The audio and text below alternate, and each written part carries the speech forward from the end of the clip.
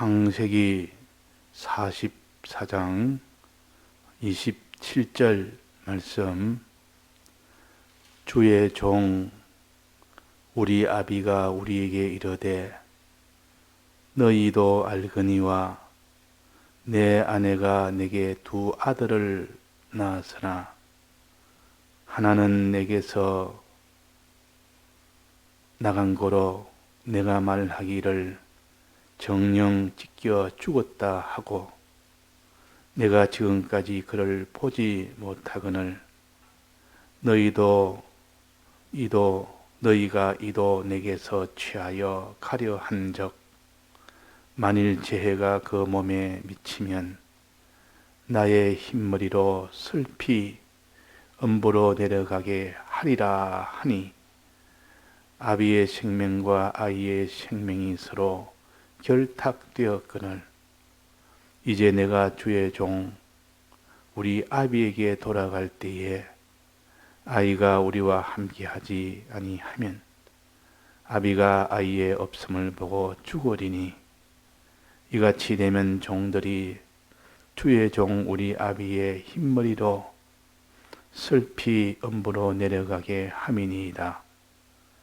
주의 종이 내 아비에게 아이를 담보하기를 내가 이를 아버지께로 데리고 돌아오지 아니하면 영영이 아버지께 죄를 지리이다 하였사오니 청컨대 주의 종으로 아이를 대신하여 있어서 주의 종이 되게 하시고 아이는 형제와 함께 도로 올려 보내소서. 내가 어찌 아이와 함께 하지 아니하고 내 아비에게로 올라갈 수 있으리까? 두렵건대 재해가 내 아비에게 미침을 보리이다. 네.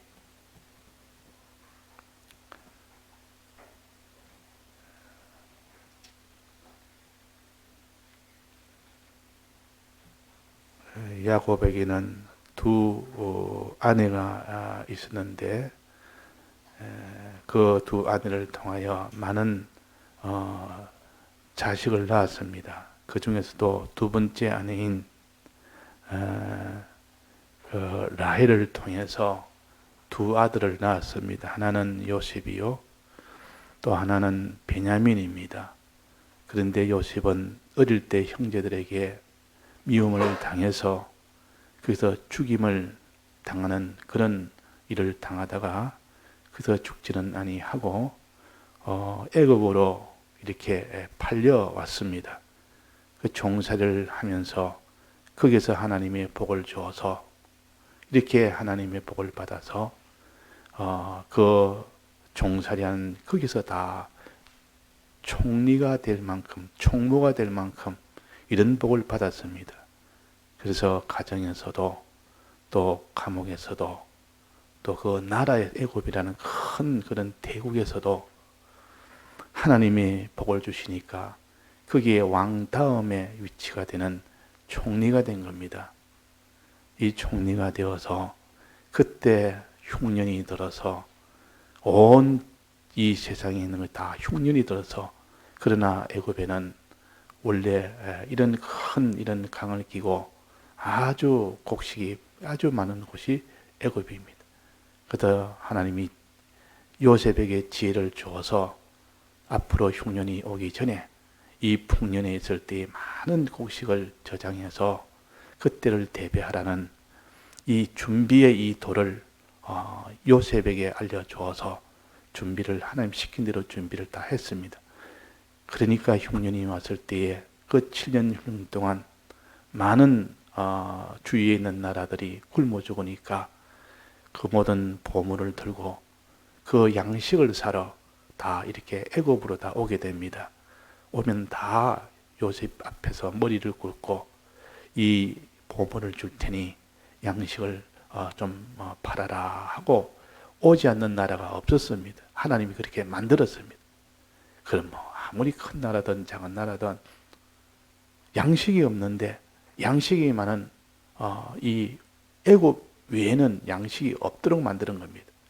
그래서 그 앞에 오지 않을 수가 없고 그 앞에 와서 이 부탁하지 않을 수 없도록 만들었으니까 그때의 가나안에 있던 그 야곱과 그 형제들과 그 모든 들도 다 이렇게 고통 중에 당하니까 오직 유일한 한 길인 애굽에 가서 거기서 양식을 사오는 것밖에 없어서 이제 아비가 시켜서 그렇게 갔습니다. 형제들이 거기 가서 요셉 앞에 가서 양식을 구하러 왔다 그 말입니다. 그제서야 요셉은 하나님이 이를 위해서 7년 흉년을 당했고 7년 풍년을 지나서 준비하기 위해서 7년 흉년을 다하게 함으로 이 형제들을 만나라고 했구나는 이것을 깨닫고 그 형제들을 어떻게 하면 내가 사랑하고 그 형제들을 어떻게 위할까 이러다가 그 형제들을 위하는 방편으로 저들 회개를 시켜야 된다. 자기들의 잘못에다 회개해야 하나님 앞에 바로 되고 하나님의 복을 받는데 저들이 나를 이렇게 함으로 인하여 미워함으로 인하여 하나님의 복이다 끊겼으니 저들을 사랑하여 저 형제들이 회개하기를 바라서 그 형제들을 회개하도록 만드는 그 일을 했습니다. 그것이 곧 그들을 누명을 세워서 그에게 염탐꾼이라 해서 이렇게 마지막 그 동생을 베냐민을 데려오지 않으면 너희들은 염탐꾼이다 데려오라. 그러면 내가 너희가 염탐꾼이라는 것을 내가 증명하겠다 했다. 그러니까 동생을 데려왔습니다. 또 동생 베냐민을 데려오니까 참 꿈에도 그리던 그 자기의 동생을 보니까 얼마나 참 눈물이 나겠습니까? 그래도 그걸 꼭 참고 그래서 이 동생을 보면서 식사도 대접하고 뭐 이렇게 잘 형제를 다 대접. 너희들은 이제 염탐꾼이 아니다. 너는 이 동생을 데려오니까 너 말을 믿겠다 하고 다시 돌려보냅니다. 양식을 많이 해서 돌려보낼 때에 그 보따리 안에 은잔을 딱 집어넣어 가지고 누명을 또 두 번째 씌웁니다. 그래서 너희들은 도둑이다 하고 그 자루를 풀어봐라. 보니까 이 자루 안에 보니까 은잔이 들었다. 너희들이 도둑이 아니냐. 그래서 이제 이 베냐민 내 동생을 너는 죗값으로 남기라. 나머지는 올라가서 양식으로 너희는 살고 이 마지막 내 동생은 불모로 그 죗값으로 너는 여기에 둬야 된다. 이러니까 여기서 대성통곡을 합니다. 대성통곡을 누가 그럽니까? 유다가 이 요셉 앞에서 대성통곡을 합니다. 사실은 우리가 이게 오기 전에 우리 아비가 한 아내의 두 아들이 있는데 첫째 아들은 어떻게 죽었는지도 모릅니다. 어떻게 짐승에게 찢겨 죽었다 이렇게 알고 있습니다. 그러니까 아비의 고통이 얼마나 크겠습니까?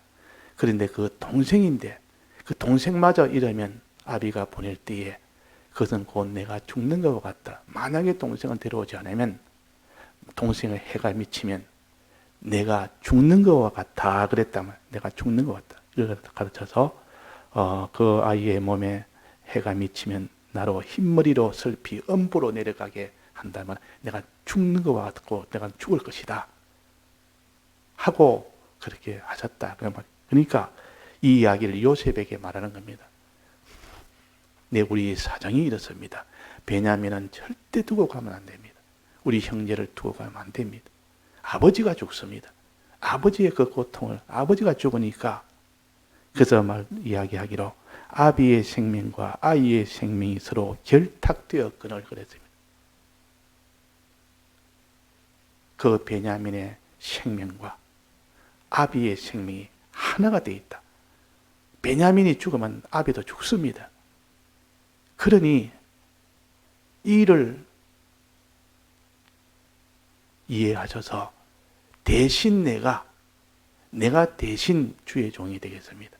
베냐민이 주의 종이 아니고 베냐민을 살리고 우리 아비도 살리고 다 살려서 그 방법은 내가 대신 이렇게 주의 종이 되겠습니다.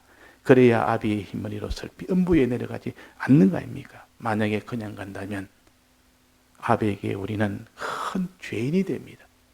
아비가 대신 죽으니까 그 막내 우리 형제가 가지 못하면, 그걸 살려가지 못하면 아비가 죽습니다.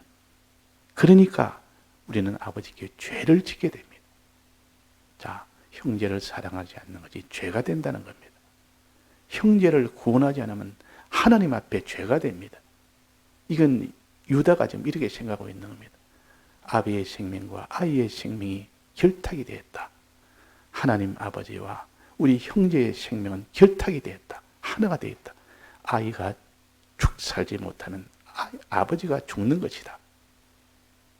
자, 사람이 제일 큰 고통이 배고픈 고통이 아니고 병이 들어 이런 죽는 그런 고통이 아니고 제일 큰 고통이 무슨 고통이고 하니 부모가 자기 눈앞에 자녀가 죽어가는 것, 그 고통보다 큰 고통이 없다고 합니다.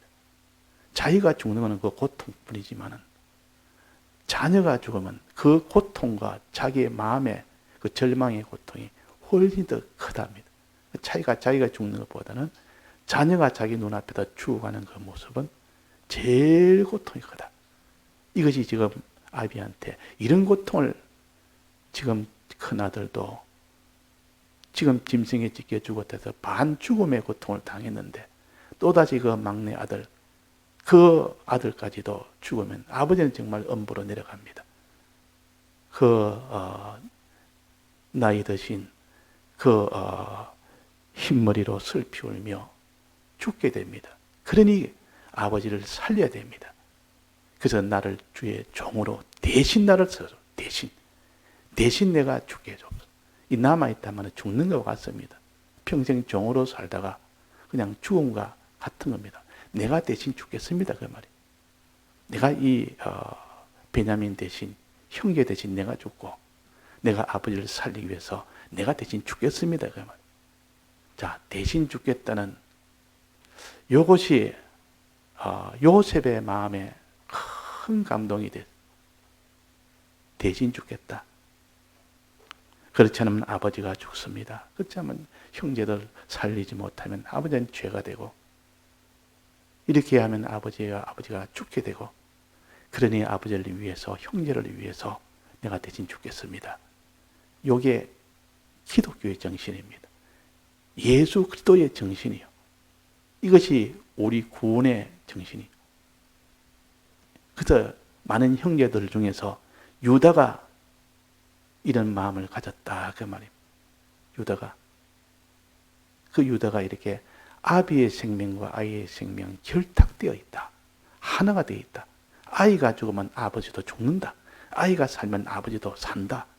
아이가 기뻐하면 아버지도 기뻐하고, 아이가 고통하면 아버지도 고통하고, 형제가 고통하면 아버지도 고통하고, 형제가 기뻐하면 아버지도 기뻐하고, 형제가 살면 아버지도 살고, 형제가 죽으면 아버지도 죽는다. 이걸 갖춰서 아이의 생명과 아비의 생명이 결탁됐다. 그러니까 눈에 보이는 형제를 어떻게 구원하느냐에 따라서 아버지가 거기서 살게 되고, 구원하지 못하면 그 아버지가 죽게 된다. 음부로 내려가게 된다. 그 말이에요. 그 고통이 죽음의 고통을 당한다. 그 말이에요. 뭐 하나님이 어떻게 죽습니까? 하나님 죽지 않습니다. 그러나 그 고통이 음부에 내려가는 만큼 죽음과 같은 그런 고통을 당하는 것이 하나님이십니다. 자, 그러면 우리는 어떻게 해야 되느냐? 이 유다처럼 대신해서, 오직 방법은 내가 대신 동생을 위해서 내가 대신 죽고, 그 말이에요. 종이 된단 말은 거기서 영원히 고통을 받는다는 뜻인데, 천하게 산다는데 내가 대신 천해지고, 내가 대신 죽어지고, 내가 대신 다 가난해지고, 이것이 대속의 법리입니다. 이게 대속의 법리를. 그래서 주님이 우리 위하여 대신 죽으시면 우리를 형제라고 그랬습니다. 주님도 하나님의 아들이요, 우리도 하나님의 아들이요. 형제를 위해서, 우리를 위해서 대신 죽고 부활하셨습니다. 아버지를 기쁘게 하기 위하여. 내가 이렇게 형제를 구원하지 않으면 내가 죄인입니다 하는 그런 심정. 우리가 형제를 사랑하지 않으면 내가 죄인이라고 여겨지는 그 심정이 예수님의 심정이요. 그 심정이 유다의 심정입니다. 그래서 많은 형제들 중에 유다를 통해서 예수님이 거기서 계통으로 삼아서 나오신 겁니다. 계통으로. 대신 죽는 것. 아버지를 사랑하고 형제를 사랑함으로 내가 대신 죽는 것. 그것이 이 예수님의 사활의 속의 진수요, 알맹이요. 우리는 이런 정신, 이런 마음이 곧 예수의 이 계통에 들어가는 겁니다. 이런 것이 아니면 안 된다. 그래서 여기에서 요셉이 감동이 됐고 45장은 이제 자기를 나타냅니다. 내가 요셉입니다. 이제 더 이상 회개할 것이 없고 완성이 된 겁니다. 형제와 부모를 아비를 위해서 자기 것을 다 드리는 이것이 완성 아닙니까? 그래서 이제는 요셉이 떡 드려 내가 형들이요, 내가 요셉입니다. 두려워하지 마소서. 하나님이 나를 먼저 보내셨지 당신들이 나에게 이렇게 고통에 산 게 아닙니다. 더 크게 보고 더 넓게 보니까 하나님이 나를 보내려고 형들이 나에게 그런 일을 한 것이지 두려워하지 마소서. 나는 그런 복수할 마음이 없습니다. 그 안심을 먼저 시켜놓고 거기서 하나님의 이 모든 대우를 하고 대접을 하고 끝까지 대우하고 대접해서 그래서 다 가서 다 아버지와 그 나머지 모든 사람들 다 데리고 오라. 데려와서 이제는 그 모든 흉년을 피하도록 하시오 그랬다. 그래가지고 아버지도 모시오고 그래가지고 모든 거기는 종들도 전부 다 와서 요셉 하나로 그 가정이 구원을 얻었습니다. 그 말은 우리가 한 사람의 그 믿음 하나로 그 모든 가정이, 그 사회가, 그 교회가, 그 나라가 다 구원을 얻는 것을 보여줍니다. 보여준다면. 그래서 오늘은 어떠한지 우리가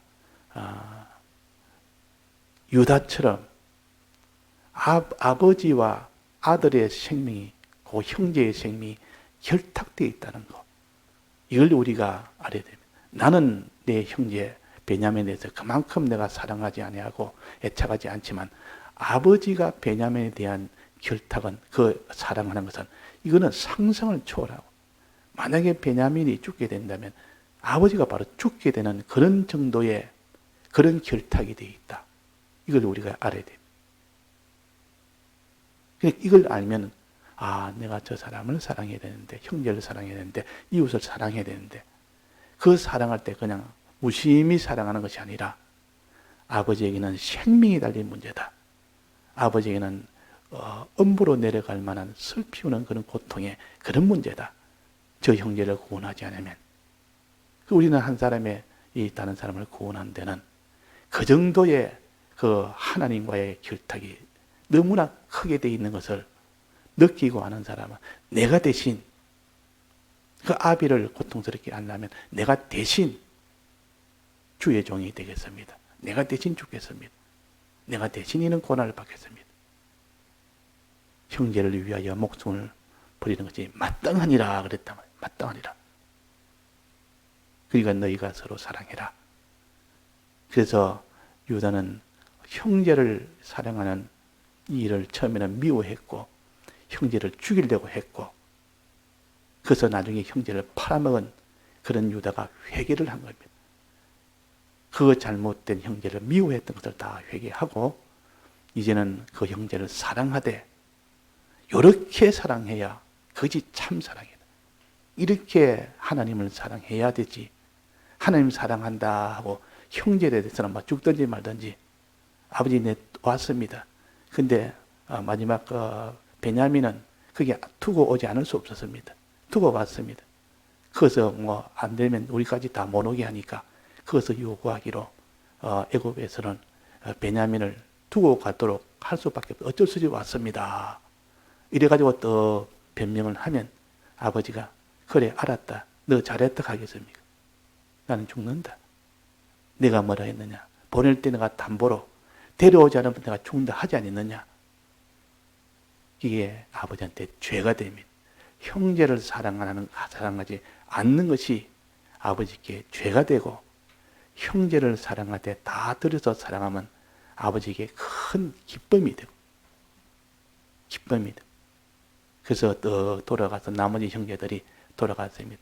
유다가 거기에 또 골목으로 돼 있고, 이제 주의 종으로 됐고, 베냐민을 데려갔습니다. 그래서 아버지한테 이야기했단 말이에요. 그 사실 이런 여차해서 베냐민을 두고 가라 했지만은, 그때 유다가 두고 자기가 대신하겠다고 했습니다. 그때 아버지의 기쁨이 얼마나 크겠습니까?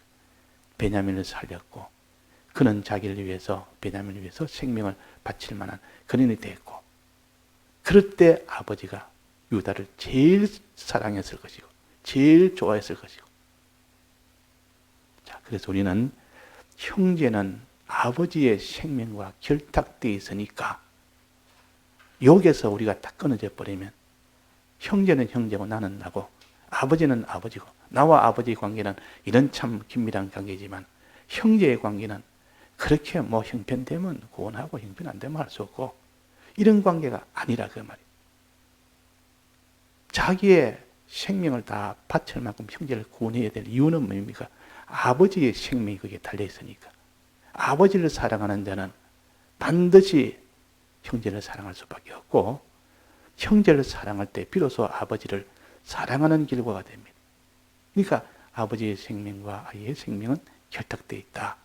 요거는 우리가 붙들어서, 그 대신 내가 거기서 나를, 형제를 구원하려면 내가 대신이라는 거, 이 대속은 대신 아닙니까?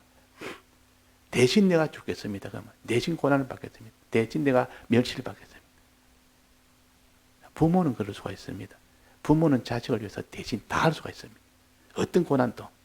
그러나 형제는 참 그렇게 하기 힘듭니다. 형제는 벌써 한 달이, 한 촌이 넘었기 때문에 그 정도 애착이 안 됩니다. 그러나 형제를 위해서 자녀에게 하듯 그런 애착을 가지고 형제도 생명을 바쳐서 너도 그렇게 해라. 이제 형제를 위해서 이렇게 한 촌 먼데도 불구하고 형제를 위해서 했다면, 이제 아무 촌수가 없는 이웃도 그렇게 할 수가 있는 사람이 되는 겁니다. 형제한테 그리 못하는 자가 어떻게 이웃에게 할 수가 있겠습니까? 그래서 우리는 사람을 사랑하는 길을, 아버지를 사랑하고 자녀를 사랑하고 형제를 사랑하는, 거기서 다 먼저 기초가 닦아진 사람, 이방인을 사랑하는, 즉 남을 사랑하고 이웃을 사랑하는 그 사람은 이제 거기서 이루어지는 것이지. 형제도 사랑하지 못하면서 어떻게 이웃을 사랑합니까? 그래서 눈에 보이는 이 형제를 사랑하지 못한 바, 눈에 보이지 않는 바 하나님을 어찌 사랑하겠느냐. 우리가 하나님을 사랑하는 그 형제를 통해서 하나님을 사랑하고, 또 하나님 사랑이 곧 형제를 사랑하는 힘이 되는 겁니다. 하나님 사랑하지 않는 사람은 형제를 사랑할 힘이 없어서 못합니다. 하나님을 사랑하고 이웃을 사랑해라 그랬습니다. 다 같이 통성으로 기도하시다가 자유하시겠습니다.